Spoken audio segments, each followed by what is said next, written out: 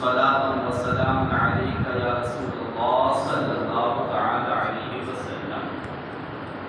سورہ بقرہ آیت نمبر 98۔ اعوذ باللہ من الشیطان الرجیم، بسم اللہ الرحمن الرحیم۔ قل من كان عدوا لجبريل فإنه نزله على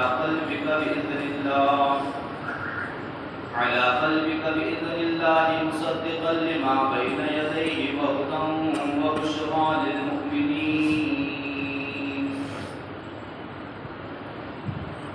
اے محبوب تم کہو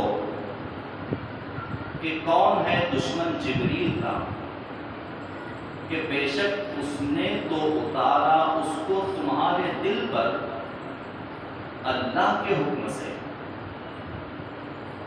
جو تصدیق کرنے والا ہے اس کا جو اس سے پہلے ہے، اور ہدایت اور خوشخبری ہے ایمان والوں کے لیے۔ جیسا کہ جو تفسیر سماعت کر رہے ہیں ہم، رمضان شریف کا بیچ میں درمیان میں حصہ گزر گیا، اور جو پہلے سے قرآن شریف کا ترجمہ اور تفسیر سماعت کر رہے ہیں تو وہ جانتے ہیں کہ جو ذکر چل رہا ہے قرآن شریف، سورہ بقرہ پڑھا جا رہا ہے۔ سورہ بقرہ کی یہ بہت ساری آیتیں، تقریباً 60 آیتیں ایسی ہے جس میں یہودیوں کی پہچان کروائی گئی ہے، اور یہودیوں کے تعلق سے ہی سارا بیان اس میں ہے۔ اب چند آیتیں رہ گئی ہیں، اس میں سے یہ آیت بھی اسی تعلق سے ہے، یہودیوں کے تعلق سے، کہ کہہ دو کہ کون ہے دشمن جبریل کا۔ اے محبوب تم ان سے پوچھو کہ کون ہے دشمن جبریل کا۔ اس کی تفسیر اس طرح سے ہے کہ جتنے یہودی تھے نا حضور کے زمانے میں، جب قرآن مجید نازل ہوا تو قرآن مجید کے احکام سرکار مدینہ صلی اللہ علیہ وسلم نے بیان فرمائے۔ مدینہ جب پہنچنے کے بعد یہودیوں کے سامنے، تو چونکہ انہوں نے قرآن مجید کو ماننے سے انکار کیا اور قرآن مجید کو نہیں مانا، آپ جانتے ہیں اس کی ایک احمقانہ کہہ لیجیے جاہلانہ وجہ انہوں نے کیا بولی جب قرآن کو نہیں مانیں گے۔ بہت ساری وجوہات پہلے بیان کی گئی، اس میں یہ وجہ ایک یہ یہاں اللہ نے قرآن میں یوں بیان فرمائی کہ انہوں نے قرآن کو نہیں ماننے کی وجہ بیان کی۔ آپ جانتے ہیں وہ کیا، اس کا ذکر ہے۔ انہوں نے کہا حضور کی بارگاہ میں کہ بتائیے قرآن آپ کے پاس کون لے کر آیا؟ قرآن اللہ کی کتاب، اللہ کا کلام کون لاتا ہے تمہارے پاس؟ تو سرکار دو عالم علیہ السلام نے ارشاد فرمایا کہ میرے پاس قرآن کی آیتیں جبریل لاتے ہیں، قرآن جبریل لے کر نازل ہوتے ہیں۔ تو ان احمقوں جاہلوں نے کہا کہ ہم حضرت جبریل کو اپنا دشمن جانتے ہیں، لہذا ہم قرآن کو اس لیے بھی نہیں مانیں گے کیونکہ جبریل ان کو نازل کر رہے ہیں، جبریل لے کر آئے۔ ہاں جبریل کے بجائے اگر میکائیل لاتے تو ہم مانتے۔ اس طرح کی احمقانہ اور جاہلانہ وجہ انہوں نے بیان فرمائی۔ اچھا تفسیر اشرفی میں کیا لکھا ہے کہ حضرت جبریل کی دشمنی کا انہوں نے کیا وجہ بیان کی، کیوں کہا کہ آپ جبریل ہمارے دشمن ہیں؟ انہوں نے اس لیے کہا حضرت جبریل کے بارے میں ان کا ایک ماننا تھا یہودیوں کا، جو غالباً آج بھی ہوگا ان کا ماننا۔ ان کا یہ کہنا تھا حضرت جبریل ہمارے دشمن ہے، وہ اس لیے کہ انہوں نے دو وجوہات پر حضرت جبریل کو اپنا دشمن جانا تھا۔ پہلی وجہ یہ کہ موسیٰ علیہ السلام کے زمانے میں انہوں نے جتنی نافرمانیاں کی حضرت موسیٰ علیہ السلام کی، ہر نافرمانی پر یہ بنی اسرائیل قوم یعنی یہودی قوم، بنی اسرائیل اور یہودی ایک ہی، تو بنی اسرائیل پر طرح طرح کے عذابات آئے۔ حضرت موسیٰ علیہ السلام انہیں ہدایت کی دعوت کرتے، ہدایت دیتے اور وہ انکار کرتے تھے، نہیں مانتے، تو اللہ کی طرف سے ان پر عذاب آتا۔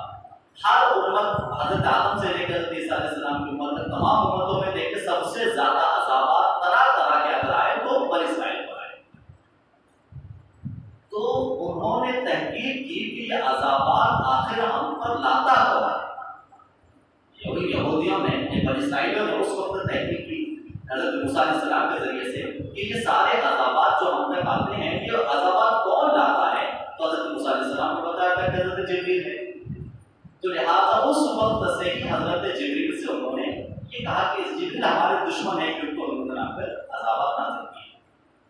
اور دوسری وجہ یہ ہوئی سرکار مدینہ صلی اللہ علیہ وسلم کے زمانے پاک میں، چونکہ اب یہ چیزیں ایسی تھیں، یہودیوں کی حضرت موسیٰ علیہ السلام سے نافرمانی کرنا اور حضرت موسیٰ علیہ السلام کے زمانے میں ان پر عذابات طرح طرح کے آنا، یہ ایک ایسی چیز تھی جو اب روپوش ہو چکی تھی. روپوش یعنی کہ اب سرکار دو عالم علیہ السلام کا زمانہ آنے تک تو یہ ساری چیزیں لوگ بھول چکے تھے، اب کسی کو پتا نہیں. مگر قرآن مجید میں واپس ساری چیزوں کو دہرایا گیا. قرآن مجید میں واپس ساری چیزوں کا ذکر کیا گیا کہ ان کے کارنامے کیا ہیں، ان کی حرکتیں کیا ہیں اور ان پر کیا کیا عذاب آتا ہے. اس کو واپس دہرایا گیا. جب حضور سے پوچھا گیا کہ واپس کون تمہارے پاس آیا تو جبریل آیا. تو لہٰذا یہ دو وجوہات ایسے ہوئے جس کی وجہ سے یہ جاہل یہودی کہنے لگے کہ جبریل ہمارے دشمن ہیں. ایک تو ہم پہ عذابات لاتے ہیں اور پھر حضور کی بارگاہ میں آ کر ہماری جو ہے برائیاں ہیں وہ بیان کرتے ہیں.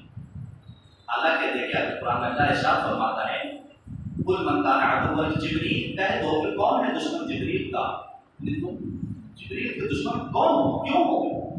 فَإِنَّهُ نَزَّلَهُ عَلَىٰ قَلْبِكَ بِإِذْنِ اللَّهِ، کہ بے شک اس نے تو اتارا تمہارے دل پر اللہ کے حکم سے. یعنی تم جاہل ہو، حضرت جبریل جو لے کر آ رہے ہیں کیا اپنی مرضی سے لا رہے ہیں؟ حضرت جبریل کیا خود اثر خود کچھ کر رہے ہیں؟ جو کچھ بھی کر رہے ہیں بِإِذْنِ اللَّهِ، اللہ کے حکم سے کرتے ہیں.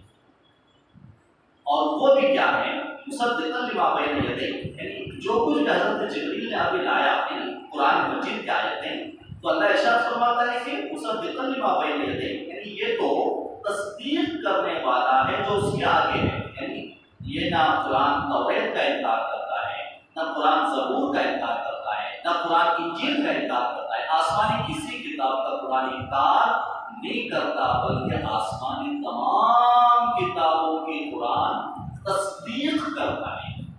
یعنی ان کے سچ ہونے کا اعلان قرآن خود کرتا ہے. تو لہٰذا پہلے کی آسمانی کتابیں بے شک اللہ کا کلام ہیں، مگر قرآن کے ان کے تصدیق کرنے کے بعد یوں کہ ان کی عظمت تو ظاہر سی باتیں اور بڑھ گئی ہیں کہ قرآن نے ان کی تصدیق کی کہ جانو سمجھو سنو کہ وہ کتابیں سب اللہ کی کتابیں ہیں.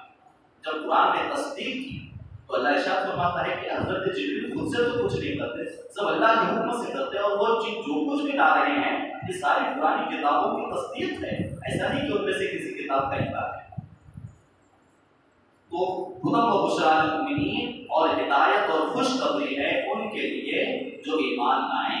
یعنی جو ایمان لائے قرآن مجید کو جنہوں نے مان لیا، جب ایمان لائے ان کے لیے تو خوشخبری ہے، ہدایت بھی ہے، خوشخبری ہے.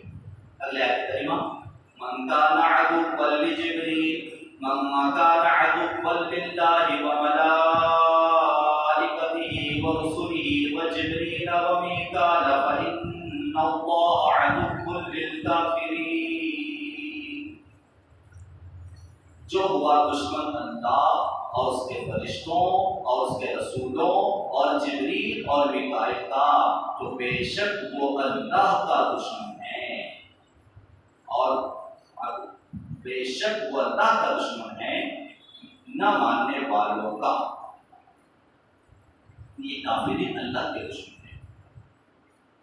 اس آیت کریمہ میں یہ ارشاد فرمایا گیا کہ یہ یہودی جو کہتے ہیں کہ ہم جبریل کو نہیں مانتے، اگر میکائیل لاتے تو مان لیتے. تو یہاں اللہ ارشاد فرماتا ہے کہ اصل میں جس نے ایک فرشتے کا انکار کیا یا جس نے ایک فرشتے سے دشمنی کی، اب اگر وہ یہ کہے کہ ہم باقی سب کو بھی مانتے ہیں تو اللہ ارشاد فرماتا ہے ان کا یہ دعویٰ جھوٹا ہے. کیونکہ جس نے حضرت جبریل سے دشمنی کی تو بے شک اس نے اللہ سے دشمنی کی، اور جس نے اللہ سے دشمنی کی ظاہر سی بات ہے انکار کی. بے شک جو ہوا دشمن اللہ اور اس کے رسول اور اس کے فرشتوں کا، اللہ اور اس کے فرشتوں کا اور اس کے رسولوں کا، اور جبریل اور میکائیل کا تو بے شک وہ اللہ کا دشمن. اس سے پتہ چلا تفسیر اشرفی میں کچھ یہ بتا دیتے ہوئے اس آیت کریمہ میں کہ اس سے یہ پتہ چلتا ہے کہ جو اللہ والوں سے دشمنی کرے، چاہے وہ اللہ کے فرشتے ہو، چاہے وہ اللہ کے رسول ہو، یا اللہ والے اولیاء اللہ، تو ان میں سے کسی بھی ایک سے اگر عداوت اور دشمنی اور بغض دل میں رکھے تو اصل میں ان سے دشمنی اللہ ہی سے دشمنی. چاہے کیا کر کہے کہ ہم اللہ سے محبت کرتے ہیں، چاہے کیا کر کہے کہ ہم اللہ کو ماننے والے ہیں، مگر اللہ کے محبوبین سے اگر دشمنی عداوت کریں تو اگرچہ کہتے ہو کہ ہم اللہ سے محبت کرتے ہیں مگر اصل بھی اللہ کے دشمن ہیں، کیونکہ اللہ والوں کی دشمنی اللہ کی دشمنی ہے. فَإِنَّ اللَّهَ عَدُوٌّ لِلْكَافِرِينَ. اگلے آیت کریمہ وَلَقَدْ أَنزَلْنَا إِلَيْكَ آيَاتٍ بَيِّنَاتٍ وَمَا يَكْفُرُ بِهَا إِلَّا الْفَاسِقُونَ. اور یقیناً اتارا ہم نے تمہاری طرف روشن آیتوں کو اور نہ انکار کریں ان کا مگر نافرمان لوگ. جو کچھ بھی اللہ نے اتارا، قرآن مجید کا اس میں ذکر ہے کہ جو کچھ بھی اللہ نے اتارا ہے، ہم نے جو کچھ بھی اتارا تمہاری طرف روشن آیتوں کو تو نہ انکار کرے ان کا. ان آیتوں کا قرآن مجید کا انکار نہیں کرتے مگر کون؟ نافرمان لوگ. وما يكفر بها الا الفاسقون. اگلا آیت کریمہ أَوَكُلَّمَا عَاهَدُوا عَهْدًا نَبَذَهُ فَرِيقٌ مِّنْهُمْ بَلْ أَكْثَرُهُمْ لَا يُؤْمِنُونَ. اور کیا جب عہد کیا انہوں نے کسی معاہدے کا توڑ پھینکا اس کو ایک جماعت نے ان کی، بلکہ ان کے اکثر لوگ مانتے ہی نہیں. اس آیت کریمہ میں اسی چیز کا ذکر ہے کہ یہود و نصارہ، اس میں عہد کا ذکر ہے. اور وَكُلَّمَا عَاهَدُوا عَهْدًا، یعنی جب یا عہد انہوں نے کسی معاہدے کا، چونکہ عہد کا جو ذکر، عہد یعنی کہ ایک وعدہ، عہد کا یعنی کہ وعدہ، اور انہوں نے توڑ پھینکا